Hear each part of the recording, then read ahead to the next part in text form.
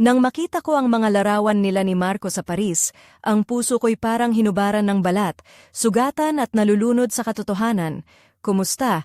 Ako si Marikit Santos, 36 na taong gulang, isang babaeng nagtiyaga at nagmahal ng buong puso sa loob ng 8 taon. Kasama ko si Ramon, ang aking asawa, sa isang bahay sa maliit na bayan ng Lipa, Batangas. Dito namin binuo ang aming pangarap, ang buhay na inaakalang matatag at puno ng pagmamahalan. Ngunit sa isang gabi, natuklasan ko ang lihim na babalikwas sa aming kasal at tatakbo sa akin ng walang awa. Nasa kusina ako ng isang gabi, naghahanda ng hapunan. Ang steak na nasa harap ko ay malamig, walang lasa, parang ang aming relasyon na tila tinuyong-tinuyo at pinapaso ng panahon. Hawak ko ang kutsilyo nang biglang nagring ang tablet namin. Notification mula sa Paris. Mula sa Paris.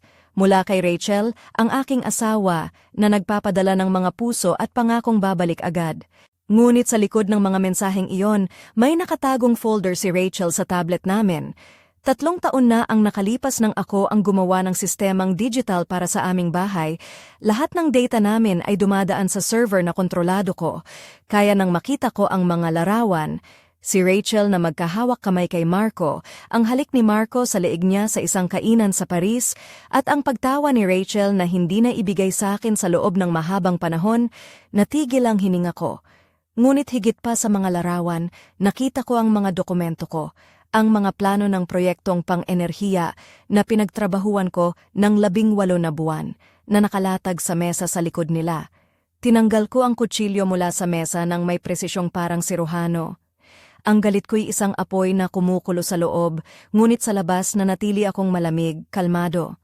Natutunan ko na ang galit ay puwersang panandalian, ang katahimikan ay hatol na walang pag-asa. Nilagay ko ang steak sa kawali, walang mantika, walang asin, at pinanood ko itong magsisigaw ng usok, matutuyot, mawawala tulad ng aming naging pagsasama. Tumunog ng tuloy-tuloy ang telepono, si Rachel, ang kanyang ina, ang kaibigan niyang si Liza. Lahat sila ay tumatawag, malamang upang tiyakin na ako'y nariyan pa, nakaupo sa bahay na parang alagang aso. Isinara ko ang bawat tawag, isa-isa, walang emosyon. Ang katahimikan na sumunod ay parang kalayaan. Umupo ako sa kusina kasama ang tablet at sinimulang sistematikong tingnan ang lihim na folder ni Rachel. Larawan, mensahe, email. Hindi lang niya ako niloloko, ipinagbili niya ako. Ang bawat proyekto, bawat kontrata, bawat kumpidensyal na impormasyon ay napunta kay Marco at sa mga kalaban ko. Ang asawa ko ay naglilingkod bilang espiya laban sa akin ng buong walang awa. Ang steak na unti-unting nasusunog sa kawali ay itinapon ko ng walang pagsisisi. Ito ang huling hapunan ko sa bahay na ito, huling hapunan sa buhay na ngayoy patay na. Binuksan ko ang laptop at sinimula ng paggawa ng listahan, mga bank account, ari-arian, mga investment na pinagsaluhan namin, pati na ang trust fund na itinayo namin noong nakaraang taon. Akala ni Rachel ay pinoprotektahan niya ang sarili. Hindi niya alam na binubuksan niya ang susi para sa kanyang ganap na pagbagsak. Tumawag ako kay Victor, ang abogado ko na hindi kilala ni Rachel. Kailangan ko ng isang pribadong detektiv, sabi ko. Hindi para maghabol, kundi para magdokumento. Kailangan ay ebidensyang hindi matitinag sa korte. Hindi siya nagtanong. Ang mabuting abogado ay hindi nagtatanong. Binuksan ko ang isang bagong folder sa encrypted drive, tinawag kong pulang folder. Sa mga susunod na linggo, ito ang magiging tahanan ng mga ebidensyang magwawasak, hindi lang ang kasal namin, kundi ang buong pagtatayo ng kasinungalingan ni Rachel. Tumayo ako mula sa mesa at lumapit sa bintana. Sa labas, ang bayan ng Lipa ay tahimik, hindi batid ang trahedyang nagaganap sa kusinang ito na may amoy ng nasunog na steak. Sa Paris, nagtatamasa si Rachel ng champagne kasama si Marco, iniisip na hawak niya ang laro. Ngunit ako, sa unang pagkakataon sa mga oras na iyon, ay ngumiti. Hindi ito ngiti ng kaligayahan kundi ng siruhano bago ang unang hiwa. Akala ni Rachel ay naglalaro kami ng chess, pero hindi niya alam na pinalik ko ang tabla at pumili ng ibang laro. Isang laban na walang tabla at walang paligsahan, kundi ganap na pagsuko. Pinatay ko ang ilaw sa kusina at umakyat sa itaas. Bukas na ang bagong buhay. Ngunit si Rachel? Hindi pa niya alam na ang eroplano niya mula Paris ay hindi hahanapin ang bahay namin. Ito'y hahanapin ang wasak na mga labi nito. Hindi ko malilimutan ang gabing iyon nang unti-unting bumukas ang mga lihim na matagal na niyang tinatago. Ako si Marikit Santos, isang babaeng nagtiis at nagmahal ng buo, ngunit sa wakas ay nagising sa matinding katotohanan. Sa Lipa, Batangas, sa aming tahanan na dati ipuno ng pangarap, napuno ito ng mga anino ng pagtataksil. Nangyari ito nang sabay-sabay ang mga pangyayaring nagbukas ng aking mga mata. Nagsimula sa isang simpleng notification na dumating sa tablet namin mula sa Paris, mula kay Rachel na nagpadala ng mga puso at pangakong babalik agad. Ngunit ang aming tablet ay may lihim na hindi niya alam na aking natuklasan, isang folder na nakatago, na puno ng mga larawan at dokumento na nagbukas ng isang mundo ng kasinungalingan. Sa aking pag-iimbestiga, nakita ko si Rachel sa mga bisita sa isang maliit na bistro sa tabi ng Seine River kasama si Marco. Nakangiti si Rachel nang hindi ko siya naaalala na ganoon. Nagkakahawakan ng kamay, nag-iingay ng halakhak at nagpapakita ng kasiyahan na matagal ko nang hindi naramdaman sa aming bahay. Ngunit higit sa mga larawan, may mga dokumento sa mesa sa likod nila, mga proyekto ko, mga plano na pinagtrabahuan ko ng 18 na buwan na nakalagay sa harap nila, tila ba ipinagbebenta niya ang aking mga pangarap. Hindi ko maipaliwanag ang sakit na naramdaman ko. Ang steak na niluto ko ng walang lasa, walang mantika, ay unti-unting nasusunog sa kawali, parang ang aming pagsasama, tuyot na, walang buhay, at unti-unting nasusunog mula sa loob. Habang tumatawag ang telepono, isa-isa kong pinapatay ang mga tawag mula kay Rachel, sa kanyang ina, pati na rin sa kanyang matalik na kaibigan na si Liza. Gusto nilang malaman kung nasaan ako, kung ako'y naghihintay pa rin, ngunit pinili kong itigil ang lahat ng ito. Sa katahimikan, nakatagpo ako ng kapayapaan, isang kalayaan mula sa mga tanong at pag-aalala ng iba. Umupo ako sa mesa na may hawak na tablet at isa-isa kong binuksan ang mga larawang nasa lihim na folder. Hindi lamang niya ako niloloko, ipinagbili niya ako. Ang bawat email, bawat lihim na impormasyon ay napunta kay Marco at sa aking mga kalaban sa negosyo. Ang asawa ko ay naging espiya laban sa akin sa loob ng 3 taon. Hindi ko na pinansin ang steak na nagsunog sa kawali. Tinapon ko ito ng walang pagsisisi. Alam kong iyon ang huling hapunan na inihanda ko sa bahay na ito, sa buhay na ngayon ay tuluyan ng naglaho. Agad kong binuksan ang laptop at sinimulan ang paggawa ng talaan ng aming mga ari-arian, mga bank account, mga investment, at ang trust fund na itinayo namin noong nakaraang taon. Akala ni Rachel ay pinoprotektahan niya ang sarili, ngunit hindi niya alam na binuksan niya ang pintuan para sa kanyang pagbagsak. Tumawag ako sa aking abogado, si Victor, na hindi kilala ni Rachel. Kailangan ko ng pribadong detektib, sabi ko. Hindi para maghabol, kundi para magdokumento. Kailangan ay ebidensyang hindi matitinag sa korte. Hindi siya nagtanong.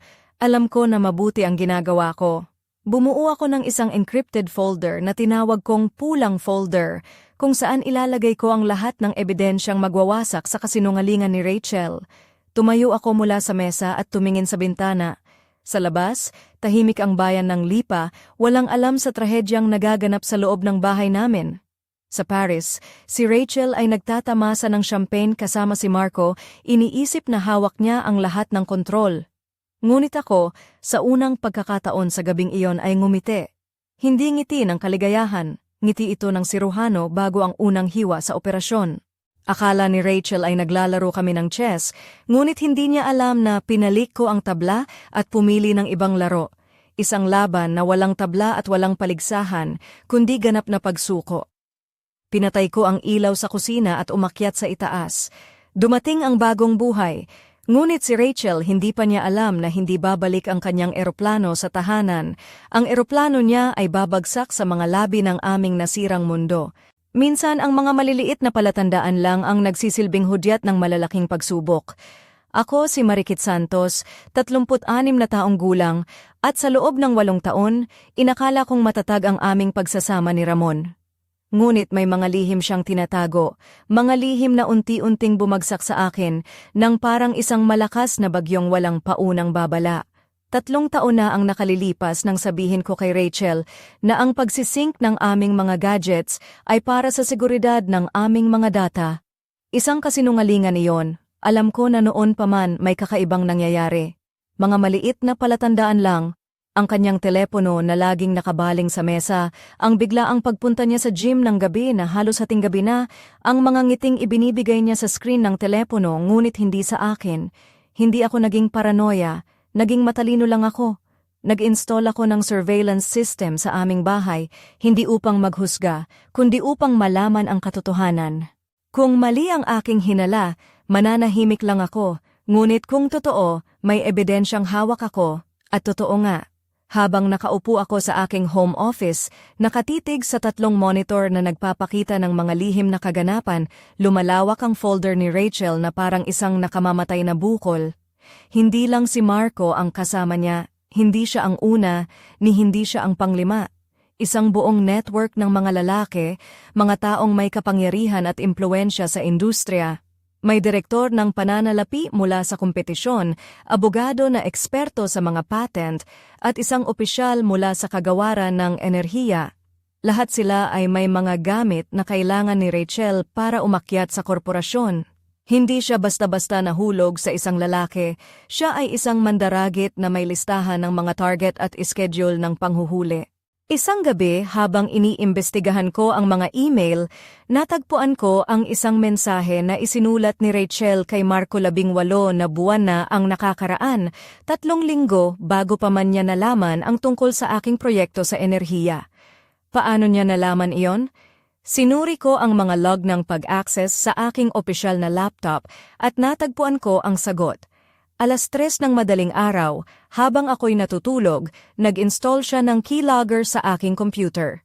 Ang aking sariling asawa ay ginamit ang aking tiwala upang patakbuhin ang isang operasyon ng espiya laban sa akin. Tumawag ako kay Victor ng madaling araw. Kailangan ko ng espesyalista sa korporatibong espiya, sabi ko. Ipinakilala niya sa akin si Marcus Reyes, isang dating ahente ng serbisyo publiko na ngayon ay nagtatrabaho bilang pribadong konsultant sa seguridad ng impormasyon. Nagkita kami sa isang maliit na kapehan sa gilid ng lungsod. Si Marcus ay maliit, hindi kapansin-pansin. May mukha na madaling kalimutan ngunit perpekto para sa kanyang trabaho. Ipinakita ko sa kanya ang lahat, mga larawan, email, at mga log ng pag-access. Tahimik siyang nag-review ng mga dokumento, tila sanay na sa ganitong uri ng sitwasyon. Hindi ito simpleng pagtataksil sa asawa, sabi niya. Ito ay federal na krimen, pagnanakaw ng mga lihim ng negosyo. Maaari mo siyang ipasok sa kulungan ng matagal. Ngumisi ako ng bahagya. Hindi ko gusto ang kulungan. Gusto ko siyang wasakin.